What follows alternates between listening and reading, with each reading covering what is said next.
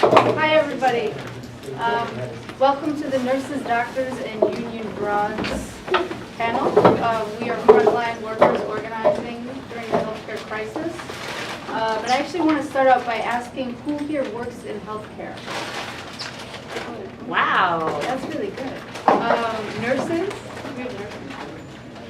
Oh, yeah. So we just want to recognize our co-sponsors today, and that's the DSA Labor and Strike Solidarity Group, the Red Bloom Collective, and Left Voice.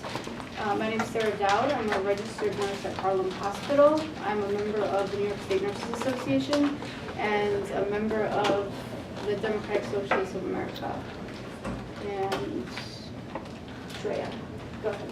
Okay, I literally just got off a bus in the subway, so I'm really glad I can make it. I'm actually here from DC. I work in a Washington Hospital Center, a major city hospital there.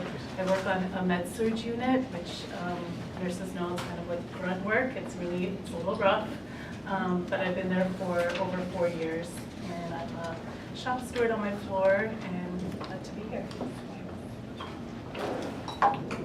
Okay. I'm Roona. I'm a family physician. Right now I work part-time in doing urgent care in the NYU system. Prior to this, I worked at a federally qualified health center, Callan-Lord Community Health Center in Manhattan, doing primary care. It was LGBT care and HIV care. I helped organize a union at that job and negotiate our first contract there. I'm trained in social medicine in the Bronx. I worked in community health centers there, and I currently do organizing with physicians for a national health program and the Campaign for New York Health for single-payer healthcare in New York and in the country. Hey, my name is Kwon. I work at Mount Sinai Hospital. I'm a nurse on a oncology medicine telemetry unit. It's an awesome hybrid. So I am also a shop steward with the New York State Nurses Association. I work the day shift there. Prior to that, I worked in the public hospital system at Kings County Hospital in Flatbush, Brooklyn. I also collaborate with Left Voice, which is an independent socialist media. And I'm a member of the DSA in New York City. Yeah, me too. I'm Kate Griffith. I am not a nurse. I'm actually an adjunct and an anthropologist, and my research area is on social reproductive care, paid and unpaid, so specifically on public sector nurses in South Africa. So I spent 3 years doing some research that involved that, and that's what I'm going to talk about a little bit today. And I'm a member of the Red Bloom Collective. So I don't know how many of you had the opportunity to read our abstract, but we just kind of generally want to talk about a few things, namely resistance on the job, organizing within our unions, organizing the unorganized, the fight for universal health care, and a strategy for a militant new labor movement. I'm just going to start out by talking about, as you can tell, this is a nurse-heavy panel. So I'm going to be talking about some of the conditions that nurses in particular face at work. Probably the biggest issue that we deal with is a staffing shortage. It really varies from hospital to hospital. We have some where they have kind of a normal 1-to-4 ratio, meaning 1 nurse to 4 patients. On night shifts, it can go up to 1 to 14. It can be crazy, for sure. And this is sort of a fight that has gotten a lot of traction among our coworkers, and the unions have probably focused on this the most as an issue. Another major issue that we face at work are issues with supplies. So things could be missing or broken. I can't even tell you how many times I've cleaned off a dirty IV pump to turn it on and find out that it doesn't work. It's such a waste of time. And this can also include like stuff like occupational safety equipment that is either missing or we have to go a whole other year to find it. And this is really important gear that we use to protect ourselves from infectious diseases that our patients may have or definitely do have. And then there's, I don't know how many of you heard about the hurricane in Puerto Rico. In addition to killing almost 5,000 people, also destroyed the really important manufacturing site for a lot of IV fluids that we use in our facilities. And so there's been an IV fluid shortage since then, which obviously affects our patients and ourselves.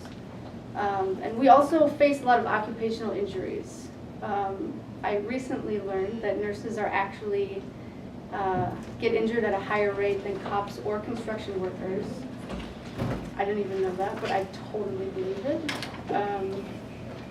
And that can include things like, being assaulted by patients, or as we've seen recently on the news, being assaulted by police officers or arrested. And then that's really, those are like the biggest issues. As we go on, we have a couple people that are going to be talking about their specific workplace struggles and what they've had success organizing around. So with that, I would like to pass off to Shreya, who's going to talk about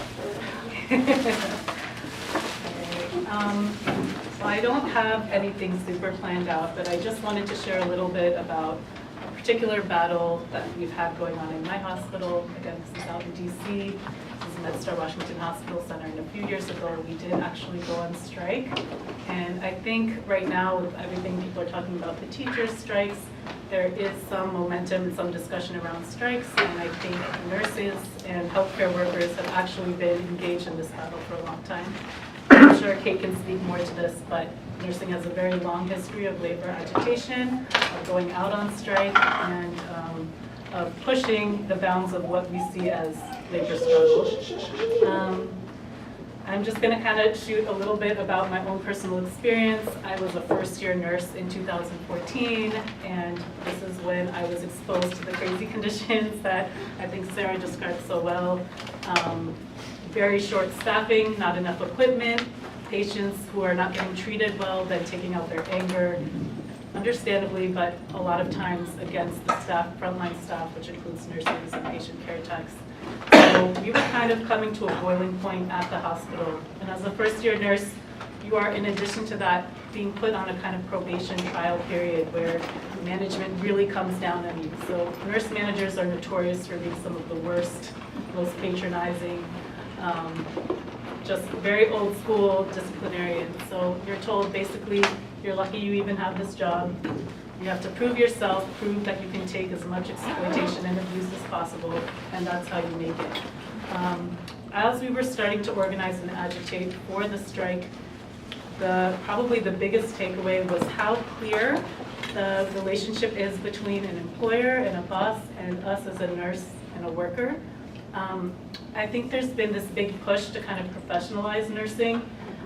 Just taking nursing, for example, I know there are other healthcare workers, but there's been this push by organizations like American Nurse Association that are really anti-labor. And what they do is they try to say, hey, you're a nurse, you're a professional, and they really try to strip us away from our blue-collar roots, from our labor roots, and a lot of times mask the conditions that we work under.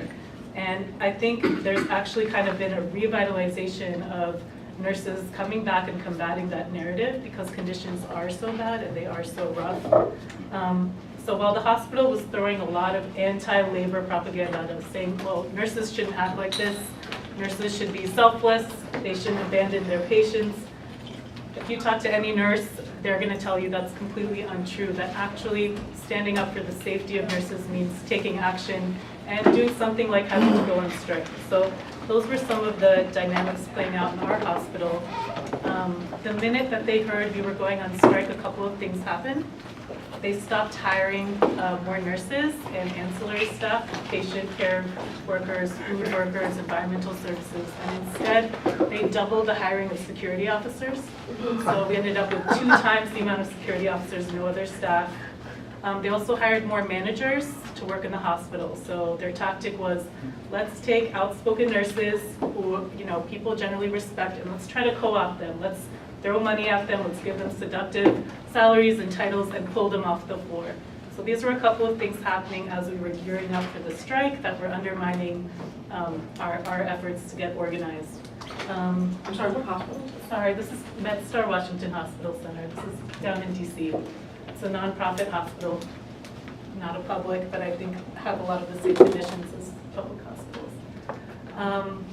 So as we're gearing up for this fight, the hospital is, of course, actively working against us. So on the floor for about 6 months, there was a very tense environment on the floor. Managers would be pulling nurses aside one-on-one to try to convince them not to speak to certain troublemakers. So certain people on the floor, don't go near them. They're going to try to influence you.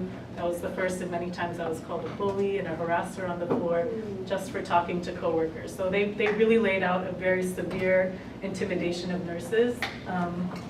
When I had a coworker, she was probably one of the fiercest advocates for patients and spoke out against unfair management. One day she came after a long shift, like taking care of patients. She came out just to hand out flyers about a meeting about us organizing and thinking about a strike.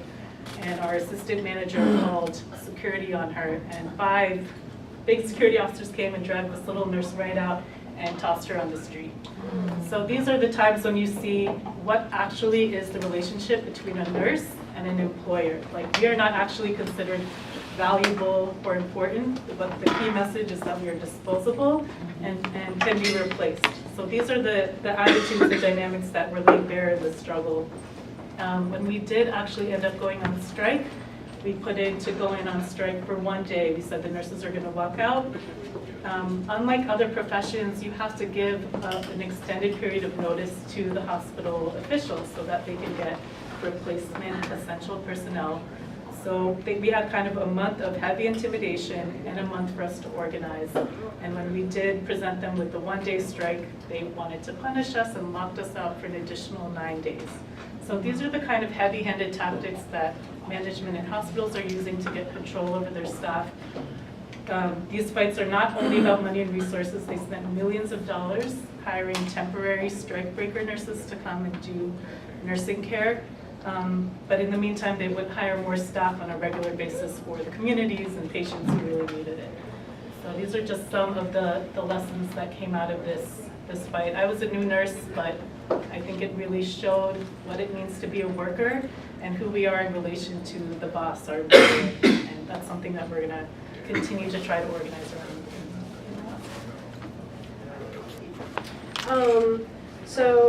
Again, my name is Roona Ray. I'm going to share with you the story of how my former place of employment, like myself and my coworkers, organized and negotiated our first contract there. I have contacts in Baltimore and Philadelphia who are also doctors from community health centers in each of those cities that also happen to be LGBT health centers. And we have like a series of 3 case studies that I think are really interesting. If you're interested in talking to me about sort of comparison between the 3, I'm happy to talk to you afterwards, but in the interest of time, I'm just going to share my story from my experience here. And I think each workplace there are some commonalities between different workplaces, but there's also some unique factors. So just to give you a brief description of the health center that I worked in, it was a standalone federally qualified health center. For those who don't know, the federally qualified health center system is the safety net system for people who are uninsured and have Medicaid and Medicare in the U.S. for outpatient care. It's where you are supposed to be able to go if you're having a hard time accessing care. We had no hospital affiliation, so we stood alone. The place was a relatively small clinic. There were about 20 to 25 healthcare providers, including, by which I mean doctors, nurse practitioners, and physician assistants. doing most of the primary care delivery. There was about 5 nurses, RNs there, who did mostly like health education and triage. Overall, there were about 250 employees. We had a volume of about 17,000 patients a year and 100,000 visits per year. And we accepted a combination of uninsured patients, publicly insured patients through Medicaid, and privately insured patients. And we had a 340B pharmacy, which for those who are familiar is a federal program where patients at a given place can pay very little for their medications. It's a federally subsidized program. It's important to know about because facilities that have 340B programs get a lot of revenue from the pharmacies that are associated. So in my facility, the 340B program provided 50% of, I don't remember if it was the profit or the net money coming in, but it was 50% of one of those, which is a lot. So it kind of gives you a sense of the funding structure and the incentives built into the system. And as a prescriber, the sort of incentive for me and like my relationship to providing healthcare and to that health system and that health employer, there's a lot of incentive for me to be a prescriber and not much more else. So just to give you a sense of who at my facility was organizing or interested in organizing for a union and why. All of the staff were interested. The initiative started with the mental health department. The security and janitors were not directly employed by the institution. They were already outsourced, so that was a group that was not involved in organizing. Some of the reasons that people were interested were decreased quality. People were concerned about the decreased quality of healthcare that they had seen over their years being there, and especially LGBT-sensitive healthcare, since it was an LGBT health center. People felt a low control over the kind of patient care they were doing. For example, the healthcare provider's day is about scheduling and time management. They felt very little control over their schedules, the high turnover among their colleagues, low relative pay compared to other similar jobs in the city, no pension or education benefits. Many of my coworkers were in school at the same time as working. The health benefits were very expensive, especially, they were pretty affordable if you were a single person, but if you had a partner or any dependents, it was incredibly expensive, and so the system kind of selected for mostly single people on the younger side as workers there. And there were concerns about unfair and possibly racist promotion and disciplinary processes in the facility. And overall, everyone wanted a seat at the table in making decisions. So what were our organizing strategies and timeline? We first started discussing very privately, informally, among just friends and people's homes and after work, the idea of unionizing around May of 2014. And in November, we filed cards for a union, which is part of the process of becoming a union. You get physical cards, and you have to, if you as a worker are interested in having a union, you sign, and that card counts as a real ballot. So it's a precious piece of paper that is your vote for a union. So it took us about 6 months, more or less, to do that organizing. And 2 months later, we had a vote for the union. So again, for those who are unfamiliar with the process of creating a union, the way the law sets it up is you as a group of workers can submit these cards to your employer and say the majority of us have want a union.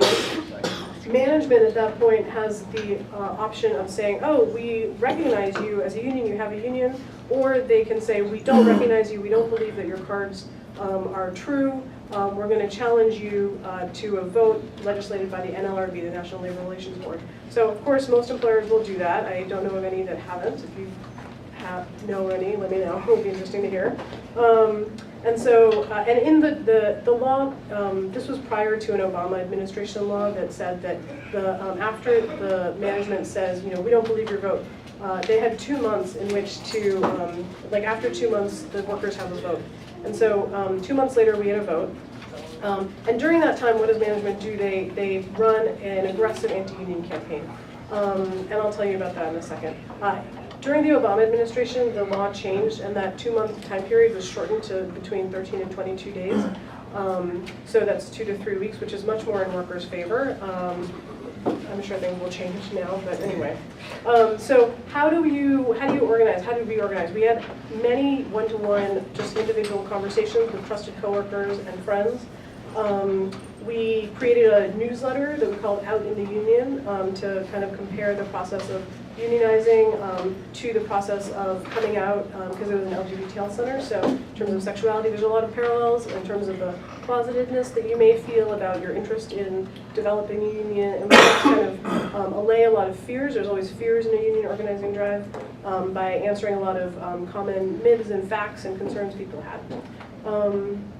So during the 2 months in which management ran their anti-union campaign, they, just like Shreya said, they spend a lot of money. So this is not about money, it's about power and ideology. And what they first do is they hire an anti-union management firm, a union busting company, whose only job is to bust unions. And I'm trying to remember the name of ours.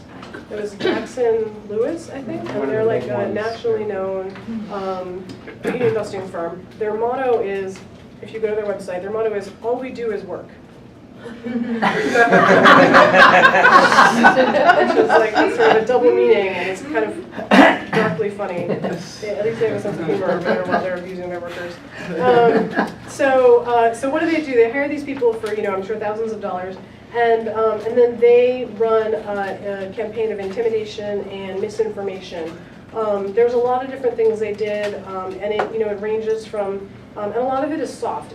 Legally they can't say, we're going to fire you if you vote for the union. That's illegal. But they do like everything short of that. And as the employer, they hold. It's an unequal relationship, power relationship. They hold significant power over workers whose livelihood depends on their jobs. And so they send soft threats. So I have a letter that they sent the entire staff. And in the letter from the CEO, first the CEO kind of bonded with the workers and said, oh, I was a union member once, I understand where you're coming from. And then there's like a long letter, and then at the end he says, this is a very serious decision. I hope you think long and hard before deciding what you'll do on X date of the union vote. And it's a soft veiled threat, and it's not a direct, we'll fire you, but it's just kind of introducing a layer of doubt, a lot of people have understandable fears about taking action like this, and it just introduces a little doubt, and that sometimes is all you need to lose any kind of union battle. So other things they did, they threatened to fire people. They changed union eligibility by changing job descriptions.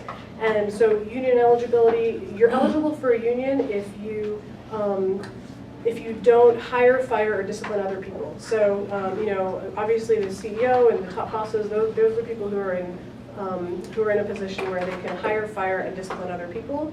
And then most of the workers can't, but then there's always a few people in the middle who it's kind of unclear, and management will take advantage of that and kind of say, oh, these people, they can't really vote for the union because they, suddenly they're considered a manager. So there's a lot of nitpicky arguments about who counts and who doesn't count. So what happened, the organizing outcomes, we won our union in January of 2015, 2-1, which was really exciting for us. It was, thank you. The night before the vote, I was very stressed out, to say the least, and it was I have never felt that my vote mattered so much as it did for that vote. And you think about, we hear the word union democracy, and we hear political democracy, and my vote in New York or the county or the United States of America is one of millions. And like many people, I feel very disaffected. I'm like, oh, I don't know if that's going to count. But in the workplace, I was one of 175 or so. And the management, they have the opportunity to divide the workers into what's called a sonotone election that pits the professionals, the so-called professionals, against the non-professionals. And so we had 2 votes. And the professionals, I was in the professional category, the professionals had to decide whether to throw their vote in with the non-professionals. That was the first vote. And then the second vote was, do you want the union? So, so in the professional category, there was about 50 of us. And that vote came down to 29 to 22. And so, you know, there was basically a 6-person margin. And so, you know, again, I've never felt like as fearful, terrified, powerful as I did in those moments. So anyway, we won 2-1 overall, but we won like, you know, a little more than 50% in the professional vote. I'll talk about that in a second. So we won a wall-to-wall union. This is relatively unusual. So we had, in our union, we had every worker in the facility, so ranging from, in the medical hierarchy, doctors, nurses, various clerical workers, and then there's like case managers, there's a whole lot of people that make up primary care. This was great. I think it's really wonderful. I think there are some challenges to it, but I think overall, in terms of primary care, I think it makes a lot of sense. In delivering primary care, you work as a team. I mean, in delivering any kind of care, you work as a team, but I come from primary care, and I think it makes a lot of sense to have everyone kind of in the same boat together, because anyway. It took us 18 months to negotiate our first contract. Even the fact that we negotiated a first contract is impressive, because there's some statistic that says like 50% of people, workplaces that achieve unions, 50% of them never get a first contract. It's something like that. And that's crazy, and it reflects the power of management in this country, you know. So if you think about how weak labor is overall, and then within that, you know, like the few workplaces that you know have the courage to organize, and then they make it, and then they get, you know, beat down by never getting a contract. It's real. So some of the wins of our contract, we got wage increases. The highest wage increases were for the lowest paid workers, which were the front desk clerical staff. We brought them up to around $18 an hour, which is above the $15 that, you know, the fight for 15, and it also exceeded the citywide. We joined SEIU 1199. Their like lowest paid worker across the region was about 17 and change. So that was kind of our bar that we wanted to get to. We got amazing health insurance. If anyone's familiar with SEIU 1199's health insurance, it's kind of like its own little single payer system in that there's no co-pays, no deductibles, no premiums. It's really incredible. Mental health care was free. I thought about staying just so I could like keep the free health care, but then I decided that my mental health was deteriorated by my job. So anyway, so some things we didn't get were, we didn't get a pension, and the issue of patient volume, which I think is the #1 thing that healthcare unions need to fight for, and nurses do like decades better and exponentially better than doctors. Don't even have language for patient volume, but nurses do, and they have like decades of research, and now they have bills. They have bills in like state legislatures. In California, I think they have patient volume ratio laws. NNU has patient ratio bill in Congress right now. I wish doctors could think quantitatively like that, but anyway, we didn't have the power in our medical department, I think, to negotiate that, but one of my colleagues in Baltimore who's done similar things organizing there, they are talking about that. So, you know, each place is different. Brief reflections, and I'll stop talking in a second. So unions, you know, I think overall unions are a great idea. Every workplace and struggle is different, and I think that the union is only as strong as the organizing within it, and organizing is really exhausting, you know, on top of the exhausting work that you're organizing from. In my particular experience, I was in the medical department as a physician, and it was there was a lot of conflict in our department about whether to unionize. And so afterwards, when we had the union and as we negotiated the contract, you know, we were not a unified voice, our medical department, in terms of what we wanted and how, or even whether to be militant. I mean, not even militant, like advocate for our needs. And so as a result, I think that we weren't able to, you know, utilize the vehicle of the union as wonderfully as one potentially could. But organizing in general is a long-term process. So you have one win, and then the next generation will do something else, and things may change. So anyway, I'll stop now. Thanks. So I'm next. Again, my name is Shreya, and I'm a nurse at Mount Sinai Hospital. It's one of the 7 hospitals that's owned by the Mount Sinai Corporation, and it's the main hospital. So we have about 3,400 nurses there. We have Mount Sinai system in total, there's about 7,500 nurses, the majority of whom are organized under NYSNA. There's some who are organized with SEIU 1199, and Mount Sinai just acquired a hospital out in South Nassau that's totally ununionized, at least the nurses. So we're talking about rank and file organizing in healthcare, and one of the things that I think of first are some of the common sense notion about workers and the working class in general. So, for example, the laws prohibit strike action, or the laws prohibit real militant and combative organizing among workers. I guess one of the answers to that, or to debunk that, are some of the wildcat or illegal strike actions going on in red states among teachers.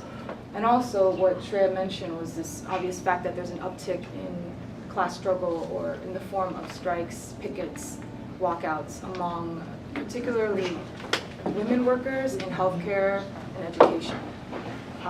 We can talk about that, theorize about that later, but that's just a fact. Another thing, which is a common sense notion, is who does the class struggle? It's not people who look like us on this panel. It's people who make shit in big factories with big machines, manufacturing, workers, industrial workers. And I think that's, this old idea that may or may not have much currency today, but it is still a kind of prejudice about who is kind of the front lines of class struggle, who's capable of transforming society. And when we look at healthcare, at least among nurses, it's 93% of nurses are women. Some 80% of all healthcare workers are women as well. And interestingly, the vast majority of newly unionizing workers are women. So that's just something for us to think about. And last, I think, most interestingly for me is the idea that the working class today is so fragmented, fractionated in the new gig economy. Most of us are freelancers, right? Most of us kind of maybe have afforded some more autonomy because of this new configuration of the US working class. So there's this kind of, to me, an unhelpful theorization of the working class by self-identified Marxists that say, well, workers are really, isolated now. We're not in, concentrated locales where we have the same boss, and like back in the day, you have an assembly line, everyone can look and see, the foreman, you can see the manager in an office with glass windows. Now, so many of us are subcontracted, so many of us are working from home. And again, I can't generalize and say that that is not the case for many sectors or for many workers, but absolutely if you look at hospital workers who make up some 4.5 million workers, I mean, my hospital, there's some 5,000 workers in the same house. And we have the same management, we have the same boss. So that brings the question of, what kind of tactics and what kind of muscles can we flex in this sector? Does it make sense for us to be in healthcare? What do socialists do as healthcare workers? And should we go in with that thinking? Is there any kind of potential there? And I guess I'm making the bet, and I hope folks make the bet with me that it does make a lot of sense to be structured among healthcare workers. So I'm going to speak briefly about the hospital system in New York City, and you can say across the country. There's this increased competition with the competition over Medicaid, Medicare funds. Since the 1980s, there's been this huge expansion of capital investment in hospitals. that actually kind of goes against the trends in other industries. So like in the 1990s, per worker, the net assets, capital, fixed capital, was some, I think, 28,000 per worker. And in 2010, that was 80,000. An MRI scanner is like 1 to 3, you can get a Tesla MRI scanner, $3 million Tesla MRI scanner. A Da Vinci robot, a surgeon robot, is some $2 million. These are being housed in our hospitals where we work. Those machines cannot be put into motion without us. But the people who are transporting patients to the MRI, the nurses who are bringing in patients at breakneck pace, pushing them back out into the community with or without any better understanding of what's going on, to yourself, what kind of medications you need to take, how to prevent another admission, what kind of supports exist for you outside the hospital. So absolutely tied is, this change in the economy, the rising rate of capital investment in hospitals and healthcare systems, the centralization of hospitals under these big urban corporate systems that clearly put patient care, the working class population, patient care, and nurses and healthcare workers last. Another kind of result of the increased competition is the reorganization of work, which looks like lean production, which looks like Mount Sinai, consulting with General Electric about how to increase the output in the hospital, as if we are just another, manufacturing plant. And absolutely, those terms are being used in healthcare now, and even the whole joint labor management practices that are used to break the power of organized labor, like. We're having more joint committees where we can talk about how to improve, our practices, when it's really just, mining the secrets and the practices of frontline workers to intensify our work. So I might tell you, oh man, there's so much waste here, like my time of admitting a patient can be cut down from an hour to 45 to 15 minutes if only you give us this kind of software or give us this kind of, it's all about increasing how much profit can be made, right? And I think that kind of has led into or fed the discontent. Both the people feeling like healthcare work is just infeasible, it's impossible to stay here at bedside. More people are fleeing bedside nursing and saying, well, I'll put in my 1 year here, I'll get my nurse practitioner license, and I'll try to find a cushier situation. Not that I blame those people, but that is kind of the individual strategy, kind of thinking about what can I do as a worker in this kind of situation. But at the same time, it's feeding more organizing, more disruption among workers. The unions having to answer to the intense workload that nurses have, having to talk about safety and violence and being beat up on our jobs. And I think that because nurses have brought this up time and time again, the unions have kind of been forced to take on safe staffing. Whether or not they do that in a way that really confronts the system and forces those changes is another question. So kind of like zooming out a little bit from all of this. So you have the industry and workers on one side, and we're looking at it and describing it, and then you have the left, or socialists, on the other side. And I think at least for me, I went into nursing already as a socialist. I had been someone who organized with mostly undocumented workers in restaurants where I was working before that. And really wondering and still wondering about the connection between class struggle and socialism or a different society. And I think that that's something that we sort of should be obsessed about all the time. And when we think about what our most immediate and urgent tasks are, it should be to kind of explore that bridge. What is that connection? And I think that the danger is, and I think what has existed for a while now, is that you have the working class with all of its woes and being subjected to these kind of changes in the economy and industry, and then you have like the left who's like, at best, really trying to understand socialism kind of from afar in the abstract, and the workers also in the abstract. And this is not like a moral question, but it's how do you bring those things together? One, I guess, hypothesis is, well, actually not a hypothesis. One thing that I think for sure I can say is it's not by kind of standing in front of my hospital and yelling like I have the truth. This is the truth. This is the program. You come to me. I have the answers. Right? And I'm like, I just think that kind of approach, without also being with the workers in day to day and participating in those struggles that are very difficult, where you have to face your manager and you have to risk, you know, being fired, being retaliated against, you know, the shame and the daily kind of surveillance that goes on, you know, the kind of heat that we're getting that is absolutely stressful on your body, your mind, and your family. I think that's something, there's something to be said about really being inserted among the workers in strategic places where there is as much possibility, you know, to build, to be active in the union, perhaps to take a role up as a shop steward, to defend your coworkers if something goes down, to help workers kind of draw conclusions from certain struggles, to prepare for more convulsive periods.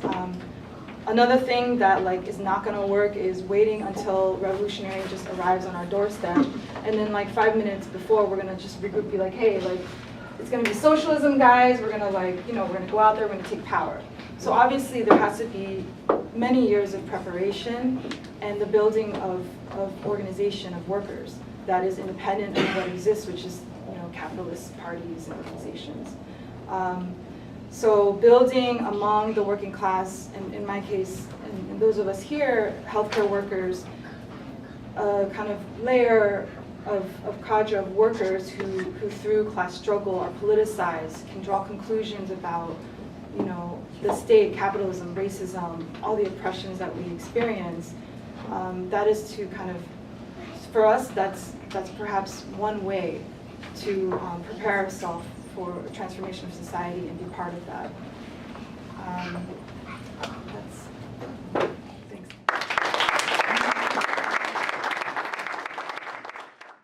So I'm Kate. I guess I want to draw out, some of the sort of strategic questions and structural, historical questions that I think were raised by everybody's really wonderful talks, and I particularly was really liked hearing about the organizing at Cal and Lord. That was a story I didn't know before, but I found really quite interesting also on a sort of strategic level that maybe not for this talk, but another time I'd really like to talk to you about some of that. So one thing I want to say is I said that I was here partly because my doctoral research as an anthropologist and ethnographer was on partially on nurses in South Africa and nurses' strikes in South Africa. That is true.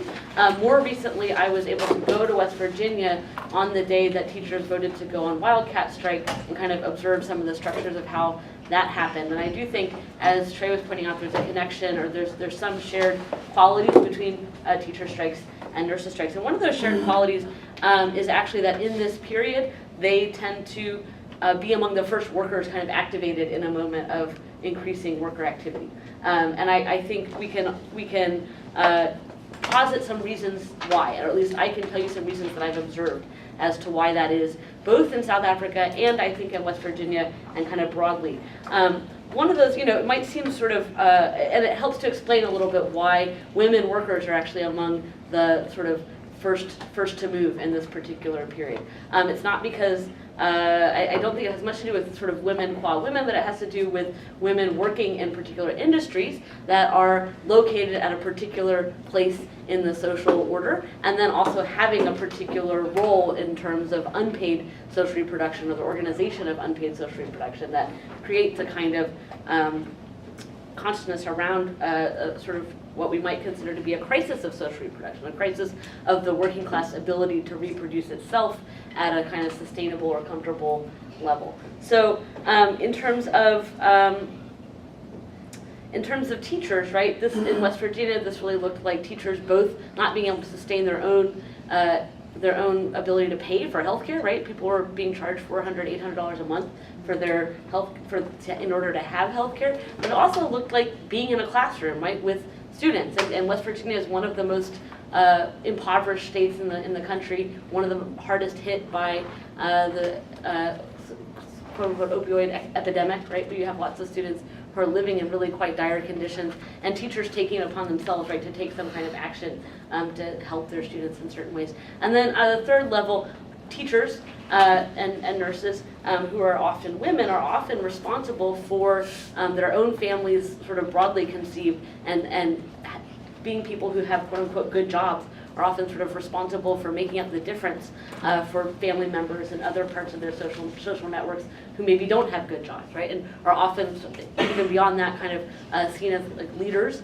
This was particularly true in South Africa, and it was kind of new as a kind of end of a gendered aspect of apartheid, that women started taking up this role of sort of head of household, head of family network in a more intense way that put people in touch with this kind of broad-based sense of precarity. Whether or not we actually think that the working class is being restructured, you know, there are lots of debates about that, but certainly the sense that people have that they feel more precarious, and that's true of people even in good jobs, even in classic kind of factory settings. So there's a really great ethnography by Francisco Borchese, who wrote about this in terms of South Africa, in terms of what we might call the kind of classic working class factory worker, that really what activated his people that he was studying was this kind of broad sense of their family being insecure, that many, you know, of people, even if you have a good job, you're going into debt to support people who maybe don't have a good job. And I saw that to be played out also in terms of nurses in South Africa.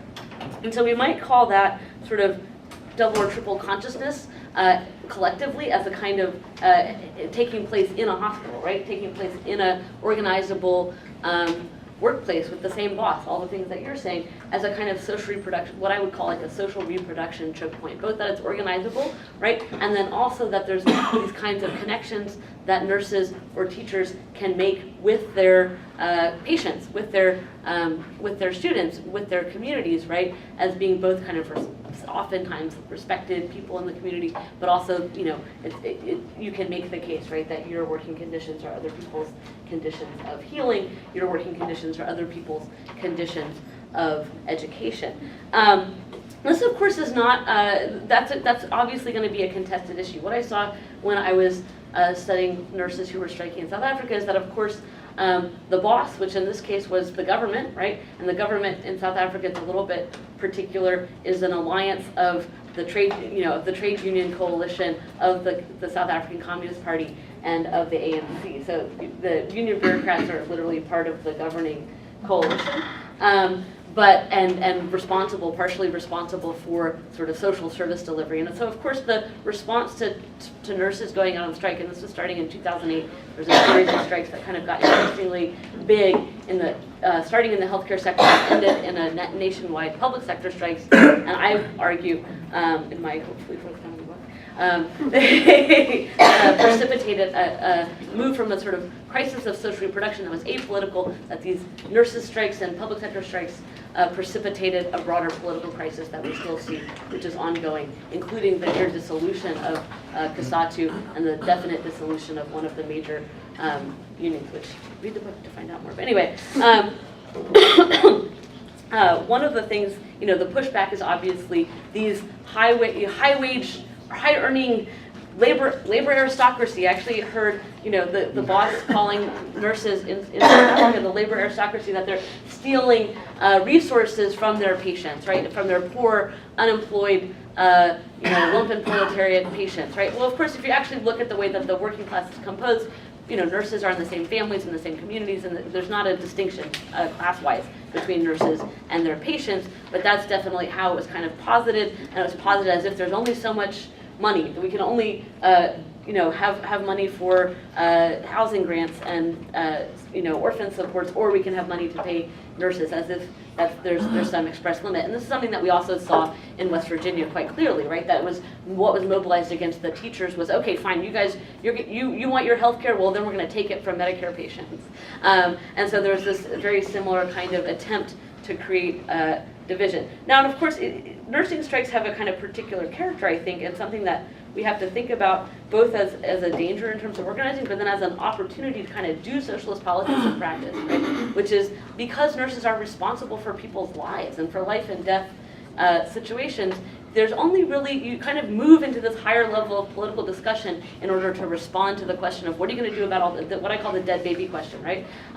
Which is when there's a nurses strike, the first thing that happens in the bourgeois press is that there's a bunch of news articles about all the dead babies that have resulted from this nurses strike. Somebody rolled up in the hospital parking lot, and she was having a baby, and there were no nurses to take care of her, which of course usually isn't true. There's usually some sort of skeleton crew to take care of emergencies and so forth, but therefore the baby died. And the only way to respond to that, I think, and the effective way to respond to that is to say, look, how many babies have died as a result of not funding nursing, as a result of not funding healthcare, as a result of putting 14 patients to one nurse overnight, right? And so you start actually talking about what kind of, not just what kind of healthcare do we want, but what kind of society do we want to live in? What is it that people are actually owed on a day-to-day level? In South Africa, this was particularly intense around questions of delivery of antiretroviral medication. Probably a lot of you guys know that the kind of crisis of social reproduction in South Africa has this particularly acute character because South Africa is the site of the most intensive HIV and AIDS epidemic on the planet. And that Thabo Mbeki, the sort of first real president of South Africa, democratic South Africa, exacerbated this crisis by denying the connection between HIV and AIDS and refusing to provide treatment to people living with HIV and AIDS, causing this just quite, probably something like 300,000 deaths according to according to Lancet, yeah. And so, there was a long-standing campaign actually started by leftists, by Trotskyists, to demand treatment for people with HIV and AIDS and to demand care. And this is probably what is most familiar to people on the left of the United States as the kind of movement, the Treatment Action Campaign, right? And, including quite heroic stances by many of its leaders that they would not themselves take treatment until treatment was available to everybody. It's very quite dramatic. I argue, and I think this is relevant to your question of what does organizing and healthcare have to do with not just with socialism, but sort of politics broadly, reform even. I argue actually that the full switch, the full move to providing universal treatment, or some degree of universal treatment in South Africa of ARVs actually came after these nurses' strikes started, and after they had precipitated a degree of political crisis within the ANC, moving Thabo Mbeki out of power and signaling the end of his power, even before he was sort of officially replaced by Jacob Zuma. He replaced his health minister, sort of famously reactionary health minister, Monty Shabalala-Smong, one who said garlic and the beetroot, right? He replaced her with somebody who then instigated universal rollout of antiretroviral drugs. So for me, I would argue it's actually the power and the motion of the working class that was able to deliver that in a way that the Treatment Action Campaign as a kind of single issue campaign put that on the agenda, on the political agenda, but wasn't able to push it through until healthcare workers went on strike. And I think that's something that we should be thinking about in terms of questions around universal healthcare delivery and other kinds of health policy. That the healthcare workers have a unique power to really not just put it on the agenda, but to push it through, kind of regardless of who's in power, right? Which is the other lesson of the teacher strike, that teachers were able to go on strike in quote-unquote red states. And often liberals, when you hear them thinking about this, their eyes are getting bigger and bigger, red meat, we're going to turn these red states blue or whatever. To me, that's not the lesson. As a socialist, that's not the lesson. The lesson is that teachers went on strike against a totally red state governments, right, that were hostile to them, and they won because of the power of the strike, not because of the appeal of the strike, not because that Republicans thought that they were going to get votes or become their allies or any of that other kind of business, right? And that's something that I think that nurses and people working in healthcare can comprehend. The other thing about being a sort of social production, what I would call a social production choke point in terms of organizing, is that these kinds of workers also, because of the obvious kind of immediate connection to the broader questions of the condition of the working class, right, have a power to also advocate and argue, and kind of a responsibility to it. It raises the kind of strategic stakes of making demands that are bigger than the immediate bread and butter demands of nurses or people working in the healthcare sector, to make demands that are something broader demands to sort of class-wide demands, right? And we saw that I think the reason that the teacher strike was so inspiring and inspired so many other teachers to attempt to go on strike was not just because they won a great raise for themselves. It actually wasn't the greatest raise, but because they won a raise for every public sector worker in the state of West Virginia. And that, I think, is when you're talking to workers, if you can say, look at what they did, they won just not for themselves, they won for everybody in the whole state, that's a compelling thing to say. It's the other answer to that question of the so-called labor aristocracy of these public sector workers that was getting thrown out at nurses when I was there. So finally, sort of last but not least, maybe slightly disjointed from some of the things that I've been talking about. I do think, though, it can be overblown to talk about the ways in which sort of life outside of work, life in the family, life in the community, or participation in social reproduction is the only reason that people become radicalized in these kind of social reproduction jobs. I think that's clearly not true. There's also that sort of classic element of workplace radicalization, that the intensification of work is also one of the major sources and ways that people think about the need to move and the need to take action and the need to go on strike. And the example I would give of that in West Virginia was, I wrote about this, was people were talking about this preventative care measure where people had to wear a Fitbit and measure all their activity, including all their steps for the course of the day, and including sometimes their sexual activity, including their body measurements, their colonoscopies, and this was not covered by HIPAA. So you're just uploading this to some like private company that's not your boss, and your privacy isn't protected. And people felt really violated about this. It was sort of the spark that lit the fire in West Virginia. But it had this other element to it, this kind of flip side, which is that a number of teachers that I talked to said, they called it voluntary, but we know from all the kind of voluntary programs that get presented to us as teachers that when something starts out as voluntary, it immediately becomes mandatory, right? And that this is the process of of intensification of work, and often it's sometimes the process of de-skilling that teachers are familiar with this pattern, right? And so they can see that it's a one-way street, it's a one-way direction, and that consciousness at work has that an important role in the ability for people to see the need to go on strike and to look forward to going to that there's not really any other option. In South Africa, I think, and actually probably in lots of parts of Africa, I just only worked in South Africa, there's a lot of hype in the sort of public health literature that I have now seen move kind of from the sort of global public health literature into the public health literature that is, I don't know what the reverse of that is, the domestic public health literature, I guess, but where it started talking about this, what I would call de-skilling, but they have a bunch of different words for it that is like knowledge transfer or efficiency in low resource environments, right? And what that looks like, stuff like that. What that looks like, of course, is that things that you often hear about it talked about as people working to the top of their certification, right? But in South Africa, and this was justified as being in a low resource setting. It's quite ridiculous because South Africa is not a low resource setting. It's actually a very highly capitally intensive healthcare sector. It's just an apartheid setting where the public sector is incredibly defunded and the private sector is incredibly elite. And that's something I think that we we share some qualities, right, with that here in the United States. And there's a certain way in which something that system that's already defunded becomes a default low resource setting where you have to have things. In South Africa, it's so bad as they have people called community. There's a bunch of different names for this that have changed over time too, as it's been discredited under one name. It gets named something different. But community healthcare workers, people who are sometimes not even paid at all, or are paid certainly below even South African minimum wage, to essentially walk around to people's houses and provide healthcare services, to provide people with sort of basic cleanliness, nutrition, health information, help people take their medicine, all those stuff. Things that even in South Africa, even in apartheid South Africa, were previously paid healthcare positions, whether or not people had access to them. And so that's something that I think we've actually seen sort of pioneered or developed or engineered in these quote-unquote low resource settings that have been moved into whatever this is, I don't know if this is a high resource setting, but into the metropole, into the US, Canada, and the UK.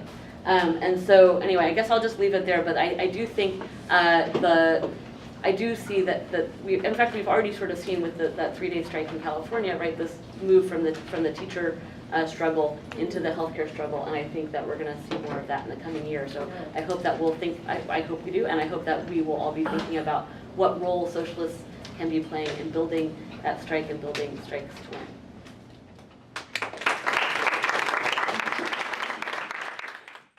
All right, so we're gonna help coordinate the questions and comments.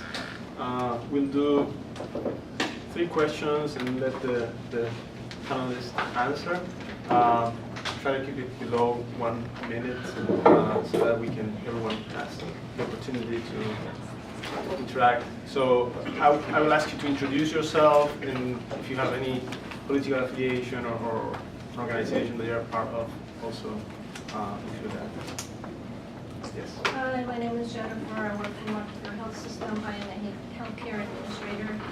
So I appreciate hearing your stories. I'm an ally, and I do everything I can to help the nurses get what they need and help improve the staffing ratios. My question to you is nursing-based protocols. I was wondering if you think those are an asset or if they're a burden. Are they empowering, or do you think they enable you to do your jobs quicker and sooner rather than waiting on orders from physicians? Can you give an example of what you mean? There's some nursing-based protocols with regard to catheter use. Using bladder scanners, determining from bladder scanners, and determining if you could use external catheters versus internal catheters, and nursing-based protocols around being able to use certain catheters without having to get physician orders. And I was just wondering, does that create more of a burden? Is it taking advantage and putting more on the backs of the nurses, or is it something that is empowering and enables you to make decisions in the medical environment? Let's take 2 more questions and then. Yeah. So, Steve Auerbach, I guess institution of the PNHP, but one of the issues you sort of alluded to was the dead baby thing. But a lot of the organizations that are your bosses are their self-perception of themselves, say a Calla Lord, is, oh, we're the good guys, right? We're a small, community-based organization, community board. 51% of the board are users, let's call that ostensibly. We're the do-good good guys serving the LGBT community. We're the do-good guys serving this poor community. We're a not-for-profit, yada yada. But of course, we're also managing. And just, that dynamic, then there's a step up, the Mount Sinai's, the NYU Langos, who are the ostensible not-for-profits, but are also conglomerate. And then there's, if you will, GE. And, from the socialist perspective, it's, there's a worker and there's capital and, there's the boss and there's the worker. Just a little bit more on that dynamic. I mean, I guess mine was kind of around the same issue of like the dead baby thing in terms of. Oh, sorry. Can you introduce yourself? I'm Brian. Okay. And so I guess what you have there is there's like a really dramatic argument that management can make or the press can make. If a baby dies in the parking lot, is there a way to? Because I think the counter argument is more true that by not addressing the issues at hand, these things are happening all the time. But is there a way that could be dramatized? Because it's hard to dramatize something that's like abstract, I guess. But I'm thinking in like West Virginia, like the teachers I thought were really smart to pack school lunches before they went on strike. And I think that did a big thing to get like the communities on their side. So I don't know if there's any ideas about that. Whoever wants to respond to those questions? I guess just in response to yours, I'm not always great at like coming up with answers off the cuff. I like to think about things, but just my gut reaction to your question is that in my experience at Harlem Hospital, which is sort of like what we consider like low resource, we're a trauma center. These trauma surgeries are not making a huge amount of money. We have mostly Medicare, Medicaid patients. The hospital runs in spite of management, not because of it. Do you know what I mean? Like the workers. I'm agreeing with you. I'm just Yeah, saying, this is the counter. the workers run the hospital. So I think the workers know when management comes and says like, we're part of the same system. Like we're helping the community, that really they're there to extract as many resources as they can from the community, and that includes like the workers too, right, as part of the community. So that's just I see that awareness in my workplace. So I don't know how much of that is like communicated to the press in this like, for lack of a better term, like dead baby situation, but starting third question. Yeah, I just will quickly answer that. I agree with you about the school lunches, and it kind of can go beyond that. Like sort of bringing students to the picket line and so forth was an important thing that happened in West Virginia, where you say like, yeah, you're not in school, but you're learning, and that this is actually a learning moment, right? And I think I would call that something like a social reproduction strike tactic, right? Where it goes beyond just the strike and the refusal, but also into like actually drawing people in a kind of solidarity kind of formation. It's a little harder to do when you're talking about healthcare in some ways, right? Because people urgently need healthcare, and if we were just going to go send nurses out to like do stuff, instead of doing it in the hospital, well, that would pretty much violate the whole concept of having a strike in the first place. But I do think one of the things that you're saying, I think, is totally true, that patients are aware that the conditions that nurses are working in are killing them. People are very aware of that. And so I do think that you could, there are some things you could do that would be like teach-ins or, health fairs or something where you could bring people in to talk about their health situation broadly, and also the strike, without actually sort of replicating the work that the hospital would otherwise be doing while you're on strike. That's one of the thoughts I've had about that. I think there have been like some interesting things with nurse strikes. Like there have been some patterns that kind of speak to that. Like recently in Minnesota, a couple years ago, the Allina healthcare system, a bunch of nurses went on strike, and actually management was willing to give them raises and bonuses, but because they weren't willing to negotiate about anything non-economic, so like things around staffing and patient safety, they went on strike. So there are these examples where you can broaden the scope of your demand through your strike. And I think that's something to keep thinking about, like when we're talking about creating a whole new healthcare system, right? That's maybe universal. How can the strike and the frontline workers and their labor practices and strikes, how can that be used to push for those demands? And I think there is a potential there. There is a possibility there. From the experience of this one day, strike that we had at our hospital, I think a downside looking back is that we didn't actually have deep roots in like organizing our community of patients. And thinking about DC, this is a city hospital, majorly hit by gentrification. This used to be a neighborhood hospital that served all the neighborhoods around. People have been getting pushed out. It got bought by MedStar, which is like the Walmart of nonprofit hospitals, and things really started to change. So now patients have to travel further to get to the hospital to see their doctors and their nurses. So what if we took up gentrification, which is pushing the workers and the patients far away from their place of work, as our demand, as part of the things we take action? And I think there is that potential to combine those very real phenomenon that we're all dealing with.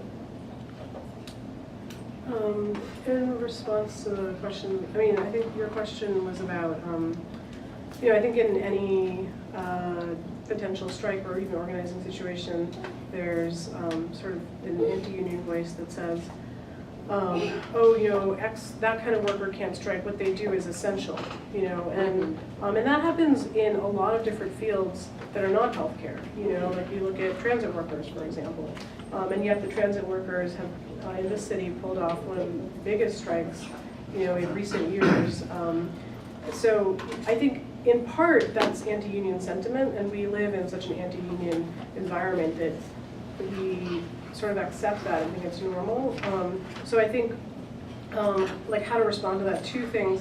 Number one, like, so-called essential workers and healthcare workers have had many successful strikes over in many different places, and the way that's done is usually to plan for like sort of sort of a skeleton staffing and or weekend staffing, that kind of thing. And there's great examples. For example, the NHS, the British Junior Doctors, they over the last like 5 years, they've had like multiple day strikes, and the way they do it is, they have sort of a skeleton crew, and then the majority of the workers go on the strike, and those who are not scheduled to work also come out. So, it's not like they abandon patients. That's certainly not, the point. And then going back to what you were saying is, it reminded me of I met a Haitian doctor about a year ago, and I met him in Boston, and he said that there was a national strike of residents, so junior physicians in Haiti, that had been going on for 7 months at that point. And I was like shocked to hear that, because that sounded really significant. And he like laid it out very clearly. He said, us being on strike versus us working, there was no difference, because we didn't have the things we needed.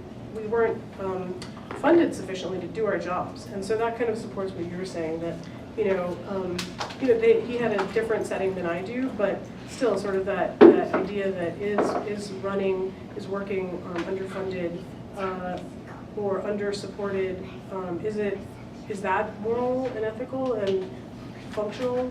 No. And then in response to Steve's question about like, are the bosses the good guys in like in sort of the nonprofit guys? Let's just take my example of LGBT healthcare system.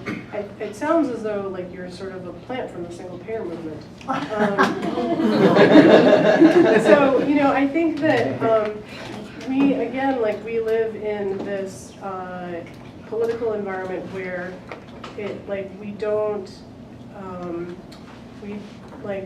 universal health care is not part of our consciousness, and not part of our sense of political imagination for the most part, because we don't experience it, we have poor historical education, etc. And so I think a lot of really progressive people go into doing healthcare for poor and marginalized populations, and then eventually some of them become like leaders and managers and the bosses in these settings, and along the way they and the movements that they've come out of do not make demands for universal healthcare, and so there's an acceptance that sort of the neoliberal health delivery system, the commodification of healthcare, is the only alternative or the only way we can structure healthcare, and that we have to kind of work within it and create these nonprofits and apply to foundations and have these posh fundraisers and cater to like our wealthy patient population so they'll donate,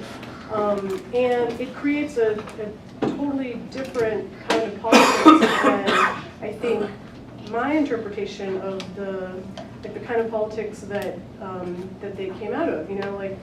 And I said this in the last panel that, how would each of these health movements be different if along the way we had said, we want HIV treatment and prevention, and we want a universal health system, that's publicly funded and a public good. So that's the HIV story. What about like, LGBT health, drug users health, breast cancer, children's health? There's so many different, we have so many different like health justice stories and histories that have taken place over the last few decades, and few of them, I can't think of any, that have linked their futures with the futures of like everybody. To say, I think I wish there had been a movement that said, we have been affected by this terrible disease situation, and we think that we deserve treatment and prevention, but we think no one should have to deal with the situation, and we want to organize for healthcare for all. So, Isn't that what the California Nurses Union is doing? yeah. So the current, once again, a plant from the single payer movement. They're doing. New York and California are are the states that have the strongest single payer movements. And the nurses union in California is one of the strongest proponents of it. So you're right, I think there is like a small, and hopefully growing movement among healthcare workers who are taking the, the individual or the specific experiences of, harm, deprivation, underfunding, et cetera, and saying like this should happen to no one, not just us. And so I think that's the kind of politics that I hope for, and I think that would have kept me doing HIV primary care, which is what I was doing. I left that in part because, there's an epidemic of physician burnout in this country, and burnout is just like the neoliberal word for exploitation. And so, I felt exploited as a healthcare worker, and I was early in my career, and I couldn't see myself physically and personally surviving for decades at that pace of work. I was exhausted, and I looked ahead and I said, I have a choice. I can keep doing this to my own detriment, or I can try to find something better for myself. And take a break. And so, but I wish that I had worked in a setting that worked for the health of poor and marginalized people, and said, we do not accept that there will always be a group of people who are so-called underserved. There is no reason that there should be a permanent underserved category of people in this country, and yet we have this industry around, serving not very well the poor and underserved, and I think we should be arguing for, a different kind of politics. If the politics in that setting, and in many, I think, healthcare settings in general, and especially the nonprofit health world, if the politics were different, I think we can, as healthcare workers, if the politics said, our patient population is marginalized, treated badly, getting a second-class level of care, and we don't accept this. We, because of our experience, we must fight for something different.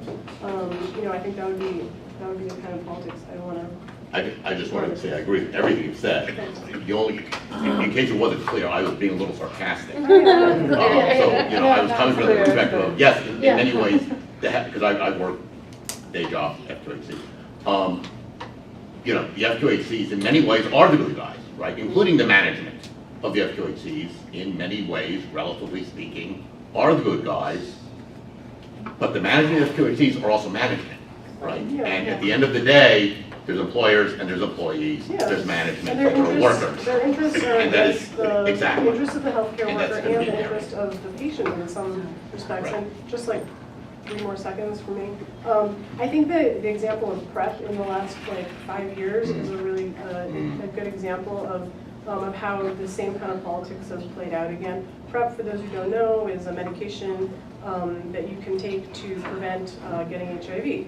And it's a relatively new option for people that's come out in the last 5 to 10 years, really mostly in the last 5 years. And in New York, there's an incredible community of HIV activists, and very quickly there's costs, and they wanted to make this medication available to as many people as possible, regardless of insurance status. And so very quickly, through advocacy and activism, they created legislation that said, regardless of your insurance status, you should be able to access PrEP. And so now any patient, regardless of your insurance and immigration status, you can come in, there you get you can work with somebody who knows the paperwork, you can fill out the papers, and then you get access to this medication.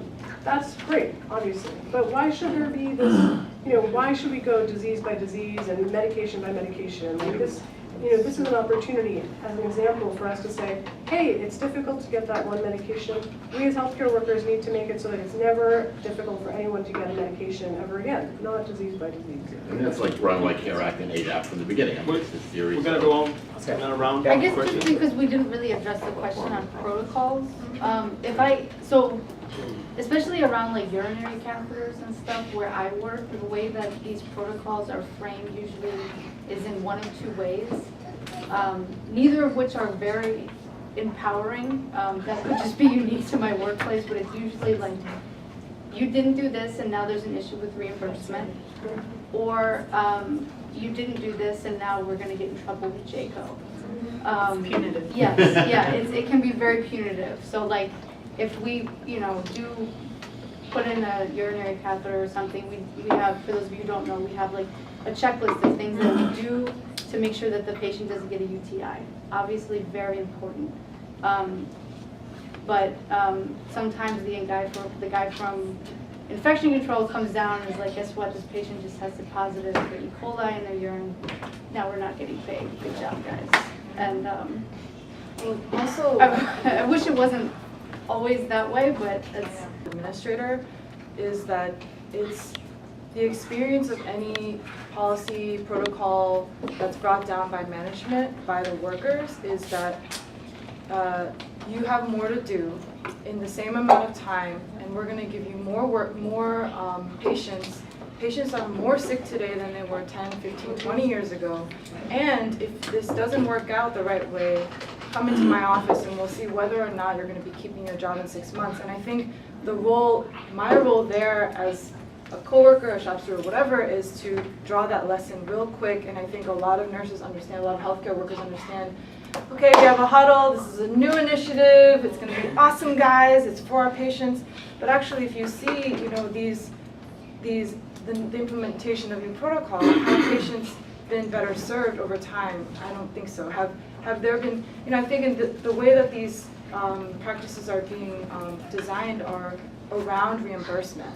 It's absolutely, about how we're making money and what are the choke points from the management's perspective of opening up into the world of, billions of dollars that we could be making if Medicaid didn't say, well, a UTI came, so we're not gonna. So I think that distrust is actually the flip side of an ideological struggle that needs to be waged to say, well, like, if we were in control of this industry, if we were in control of the care of people, things would look a lot different. I mean, it's this neoliberal thing of pay for performance that came in with the ACA. Excuse me. I'm sorry. Yeah, we don't want to No, I'm sorry. You're give other people the opportunity to talk. I don't know if anyone else wants to respond to, or okay, let's do another round of 3 questions. Julia, then you, and then you. Go ahead. It's more of a comment, but I would like for people to address it. So I'm a case manager. My job is to work with seniors, people who are 50 plus, and it's very similar to many of the things that you've talked about. I've experienced in terms of kind of the blame being put on the workers. So in my situation, so many people who are 50 plus are being faced with homelessness and being pushed out of their homes on fixed incomes, no money, and then our job is supposed to fix it, right? And with barely any resources, all the resources are either getting cut, or they're getting moved, or the qualifications are changing, and we're supposed to be doing that, supposed to be doing it by numbers, so you see this many people, this amount of people, and then you're supposed to fix it, which you can't because you don't have, apartment keys for people to be able to move in, and the rent is getting higher and they're on a fixed income. And then you're supposed to also be nice. And it seems like with faster, smiley, happy, for everything except for like what the reality is, which is that people who are the most oppressed and are exhausted are being exploited, and you're wanting to help them, and you have a job because they also want to be heard. So then you can't just sit and listen to them, because then you have to, come on, move it along. What's your Medicaid number? What's your Medi-Cal number? Do you have this? Do you have that? And you're trying to do it to help them, but you also are under this pressure. And I feel like there's a lot of jobs, especially with majority women jobs, that have this pressure of personality, where you're also supposed to be giving of yourself as a person. And it's not to me that we're like callous, but it's like, well, if I'm supposed to see 10 people, or I have a 100-person caseload, and I'm supposed to help these people do that, and they need to be cared for and listened to and treated humanely, and I don't do all of those things, then it's somehow me, and it's not just me, but that I'm a bad person. And I feel like a lot of women are super exploited because we're expected to give that other extra free, uncompensated part. It infuriates me. But I feel like with those jobs, patriarchy is used to extract those extra kind of things that we're supposed to be giving. In addition to you have more people, less staff, but more people to serve, bigger issues because capitalism is exploiting more people, and then with little resources, and then blame to do it. I feel like that is used even more so with jobs that are majority women workplaces. And so I just wanted to hear people's reflections on that. I just wanted to, my name is Maureen Roona. I'm an obstetrician gynecologist. I'm from Chicago. And I just wanted to really applaud you for what you're doing and what you've done. I've worked in unionized places and non-unionized places and whatever. But what you're doing is really hard. And you know what? You can build a certain amount of camaraderie, but you know what? Management's, they're planning their camaraderie too. And it's sometimes, it can get really rough, as you know. That's right. But I think nurses, I've often said that nurses, I think, are probably the most oppressed in all of healthcare. And probably pretty close to teachers, but uniquely different because you are just in quicksand. And you've got so much responsibility, and it takes only one thing to go wrong. And there are close calls all the time, every day. Things just get real close to big trouble, and everybody knows it. I don't think the public does know, though. I think when you mentioned you thought I think a patient like maybe who feels like nobody's coming in my room, they get mad, or they feel like, and a nurse could say, well, they're short-staffed or something. But I don't think the general public realizes, even in those private hospitals, I mean, Lord knows we're all patients too. I feel like I'm always telling my family, to stop looking at the wallpaper or the fountains or something. I mean, ask how many nurses are on that floor. Stop, people get I don't think they realize how many close calls all the time. And if you can challenge it, wow, go for it. Because I always say too, there's one four-letter word they don't like in hospitals, and that's HIRE. And I love the protocols. Protocols are good, but they're, there's nothing like hiring people. It's just exploitation. And in other construction jobs, they're never like, oh, well, how come you didn't finish putting all these beams in? Like, what's wrong with you? How come you didn't stay after the clock and finish, plugging in those toilets? How come you didn't do that? Don't you care about people's plumbing? They never do that. But with teachers and women, why don't you think of the children? Why didn't you stay after and not get paid for that work? Why didn't you do that? Like, it's always asked from us. Sorry, it just makes me mad every time I think about it. Thank you. My name is Christoph. I'm a supporter of the international Bolshevik tendency. I just want to offer a perspective from Europe, or an example, I guess. In 1990, some time ago, there was a strike by ambulance drivers in Britain. And the government, it was widely, it was solid, basically. Up and down the country, many ambulance drivers were on strike, didn't go out, didn't answer the calls. The government responded by bringing in military personnel to drive people around in military ambulances. Alongside a campaign of vilification of the ambulance drivers, all the stuff about essential services and morality. The good news here is the public was very supportive of this strike. You know why? Because the public, that is us, it's in a majority working class people. And they figured out pretty quickly that these guys and women went on strike because low coverage and low staffing means long response times, which means someone might die who they don't want to die when they call. So I think when it comes to essential services, it can actually be very powerful as long as there is a campaign to counter the arguments of vilification that will be put out by the government and their corporate lackeys. Thank you. Anyone who wants to respond, comment on the question? Yeah, I mean, I think exactly, in some ways your question answered your question in terms of how you can get people to be aware. And I think in South Africa, it's a little different than here just because it was so, like the question of HIV and AIDS was so high on, on the agenda in people's mind, and people sort of dying unnecessarily was such a very big everyday fact of life, but also particularly the dead baby thing, because there's actually a really high rate of maternal mortality in hospitals around birth, and that was another thing that people already knew quite a lot about prior to the strike. So it made people a little bit more receptive. But I do think you're right that patients often kind of look at the setting, and is the food good in the hospital or whatever, without actually having any real sense of how the hospital works, or what might make you safer, or what might make you less safe, and what are the sort of real things to look for healthcare quality is not something that people have a lot of familiarity with or attention to. And it's one of the things that other people who are trained as healthcare ethnographers or who've done hospital ethnographies, many of those people actually work for hospitals, right, or work for the VA and do things like ethnographies of like patient satisfaction.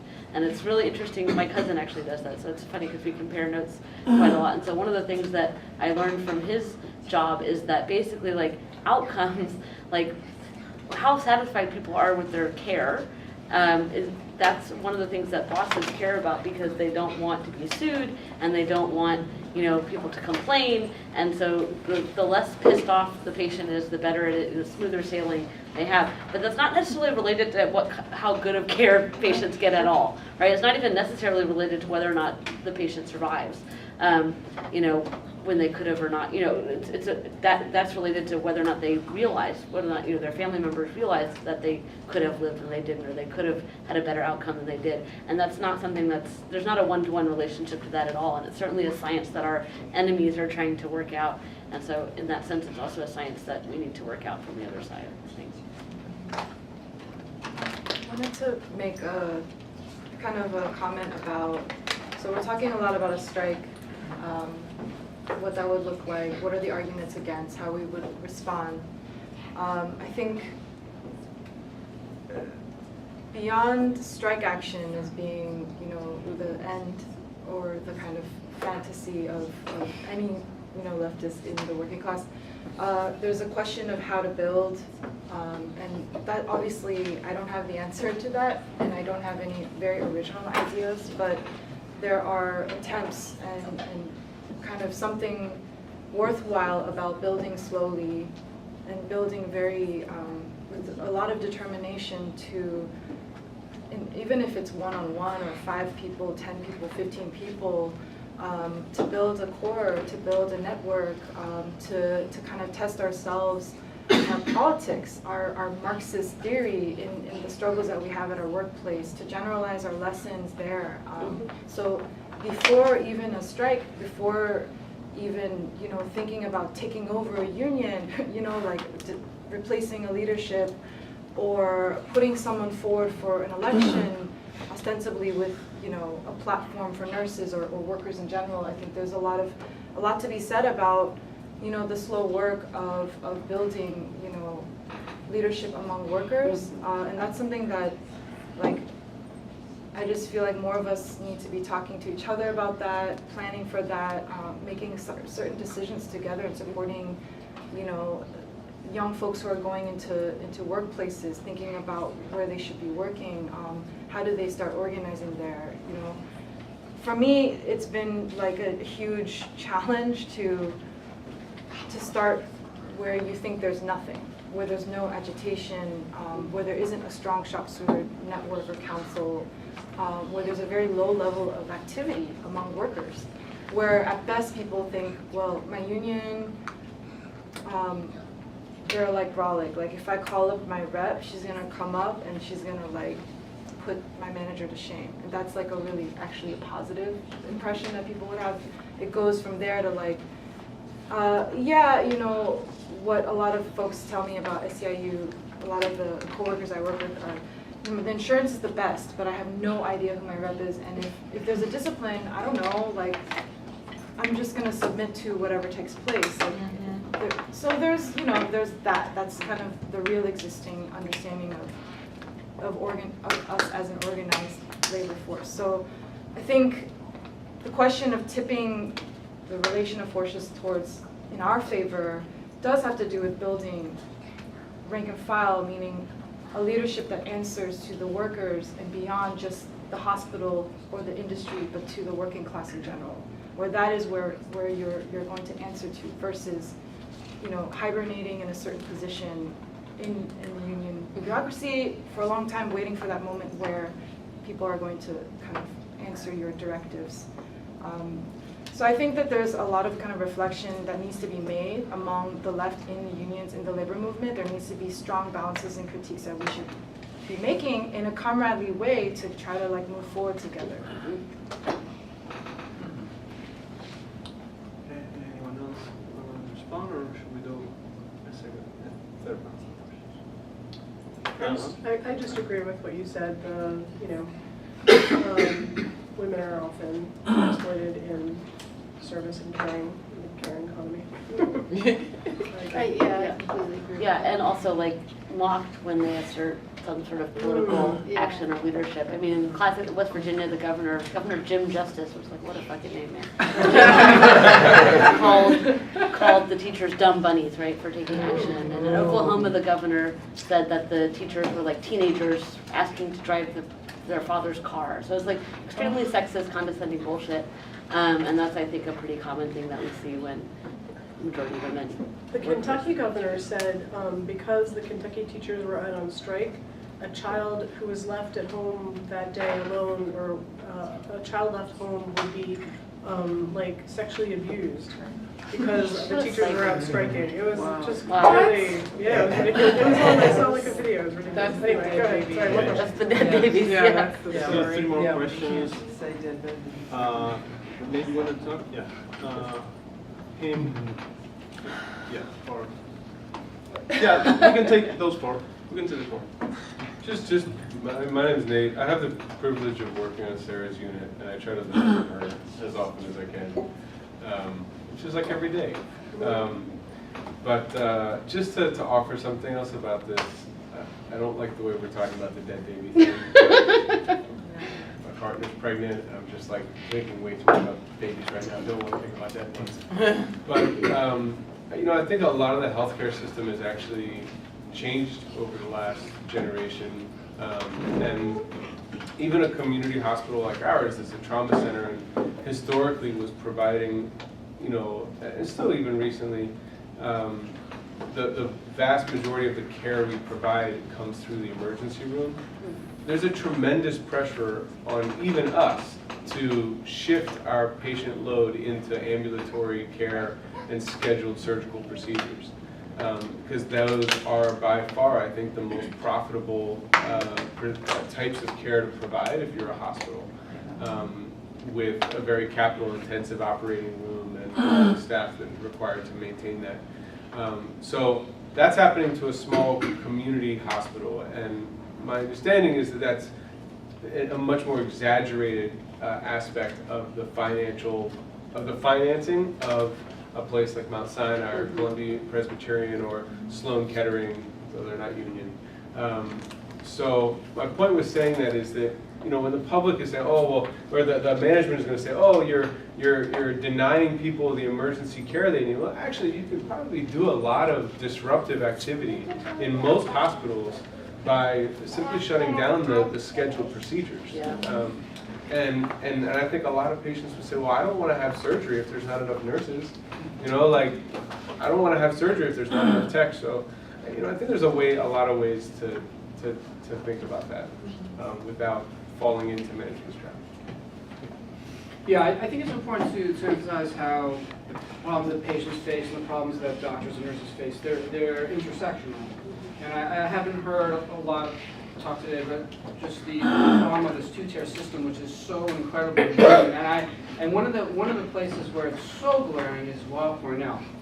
And I've seen this so vivid. I don't know if there are any Weill Cornell workers here. At NYU and Sloan Kettering, they're trying to disguise this two-tier system. But at Cornell, it's incredibly glaring, and they're actually proud of it. And they'll have like a brand new shiny oncology clinic for people with excellent insurance, where when you go there's almost no one in the waiting room. And then you go to the Kwon Oncology Fellows Clinic and there's like people practically dying in the waiting room. And just the barbarism of this. And I've seen at Cornell also, you'll see residents, and they're very, very impressionable. And they soak this stuff up like a sponge. And they are taught, I've seen this with my own eyes in 3 different departments.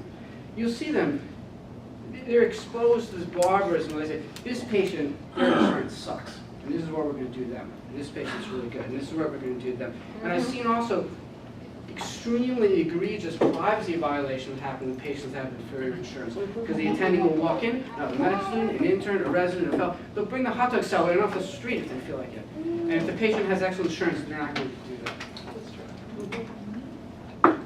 Sorry, do you didn't say who you were and do you work? Oh, I'm not a healthcare worker, but I've written a lot about healthcare. I've written for Dissident Voice, The Counterpunch, and KevinMD.com. And in regards to KevinMD, the readership is very reactionary. When I've written, I have a question for Shreya, because I was very impressed with what you were saying about the need to,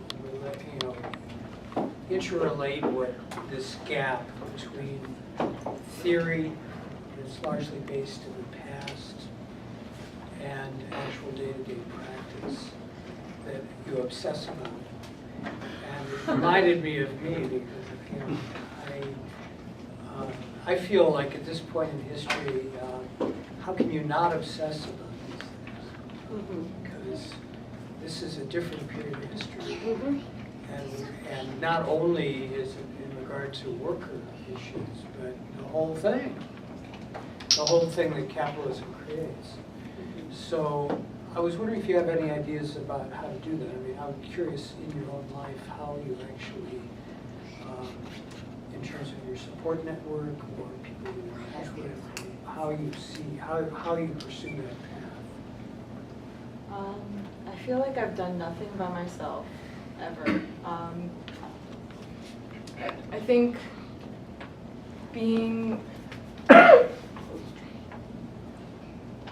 I would be very lost, and I still feel lost oftentimes in day-to-day work organizing in the workplace, and thinking about what kind of struggles, how to approach different problems in the workplace that will make it go beyond the limits of those particular problems or the people involved even.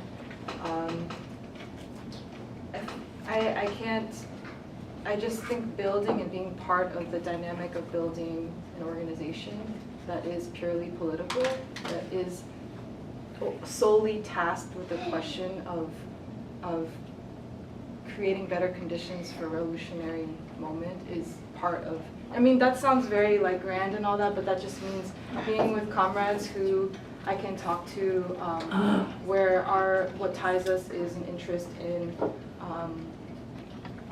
ultimately the question of taking of power.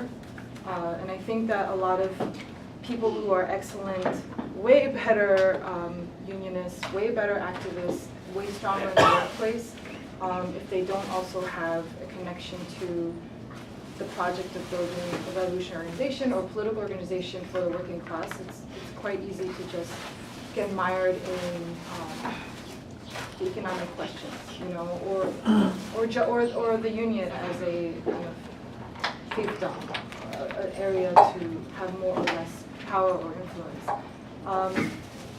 Honestly, I don't know, my story is like most people's stories. I think I was just searching around for a place where I would have the most possibility to be in the trenches with other workers, and my mom's a nurse, so it didn't feel so strange, far away, and foreign. I got really burnt out from being like agitating and helping with workers, but not seeing, first of all, not thinking about any programmatic, middle term things that will help us reach closer to opening up and unleashing like working class power. So I was just thinking about this case for overtime that was unpaid, that case for, which picketing to open up a restaurant that was closed after workers were unionized, and that was an important experience, but very far from, any question of how we're going to change this society so that our needs are really served and that the people who could run society are in a position to do so. So the theory thing, I think if it's not tested, it's not worth much. You know, and you can write whatever you want and make it sound really good. You can write about commons and you can write about, like, I don't know, even unions and the labor movement, but if workers ourselves are not participating and forming that and testing it and kind of bringing it up to date, then it's not really worth much for building a movement. I mean, I don't know, that's my simple way of looking at it. So it has to be brought, we have to bring the ideas of Marxism, socialism, the classic kind of formulations to workers, to class struggle. Because I just wanted to mention that, you know, we've had a similar discussion around single payer.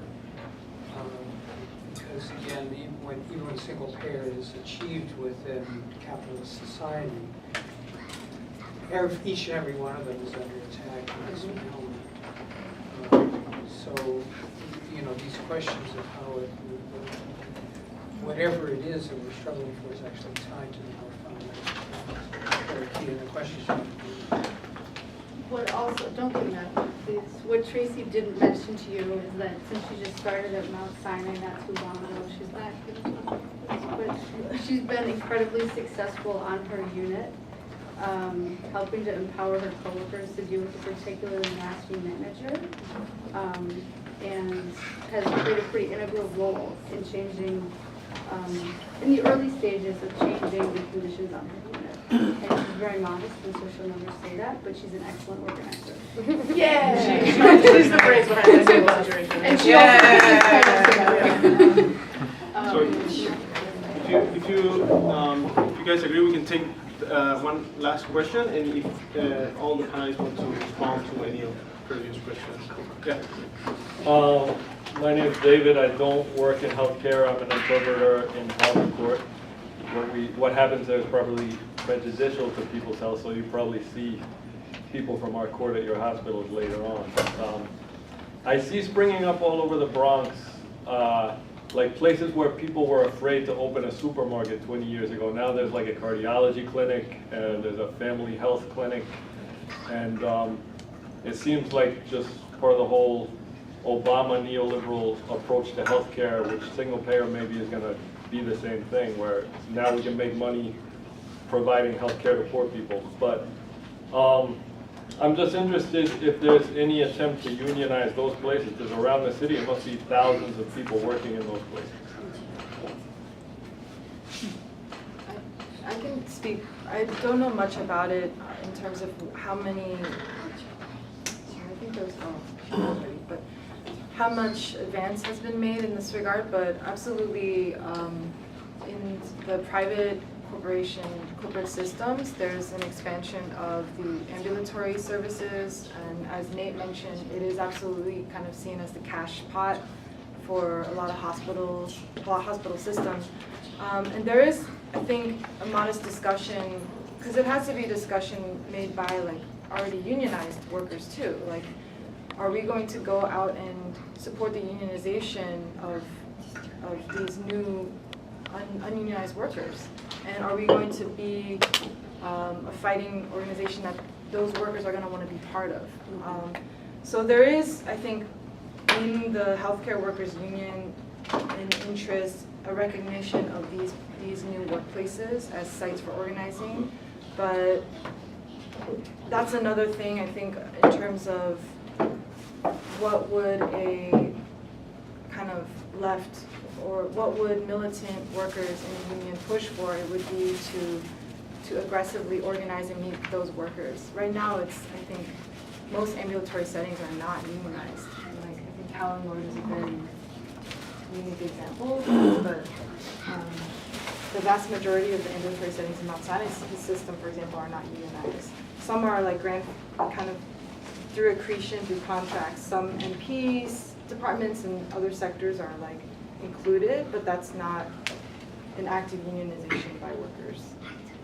Yeah, I think the funding for reimbursement changed like around 2012 or so, and there's like more incentive for healthcare systems to create ambulatory care, outpatient care settings. So there's that, and then of course, like you said, there's just independent clinics that pop up. And I think in response to that, some of like institutional labor has been thinking about organizing more in the ambulatory setting. We organized with 1199, SEIU 1199, and we were sort of, I think, a test case for them because their new organizing department was interested in doing, like, branching into outpatient care. And so, you know, I think they're thinking about it. But I don't know that relying on them is necessarily gonna unionize, like you said, thousands of workers, and it makes me wonder about, like, I think most people don't know the basics of union organizing and how you don't need a official union body or a staff member or a lawyer or anything to do it.